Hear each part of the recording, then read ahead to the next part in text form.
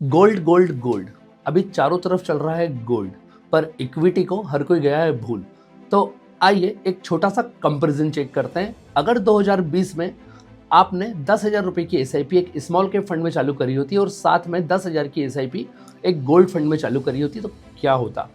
अगर किसी ने 2020 जनवरी में Nippon India small cap fund के अंदर 10,000 की एसआईपी चालू करी होती और साथ में 10,000 की SIP Nippon India gold fund के अंदर चालू करी होती, दिसंबर 2020 में आपका इन्वेस्टमेंट अमाउंट होता 1,10,000, वहीं स्मॉल कैप में वैल्यू होती 1,43,000 और गोल्ड के अंदर वैल्यू होती 1,10,000। दिसंबर 2021 में आपका इन्वेस्टमेंट अमाउंट हो जाता 2,30,000, स्मॉल कैप के अंदर वैल्यू हो जाती 4,01,000, वहीं गोल्ड के अंदर जो वैल्यू होती वो होती 2,27,000। दिसंबर 2022 आने पे आपका इन्वेस्टमेंट अमाउंट हो जाता 3,50,000, वहीं स्मॉल कैप में उसकी वैल्यू हो जाती 5,82,000 और गोल्ड में वैल्यू होती 3,79,000।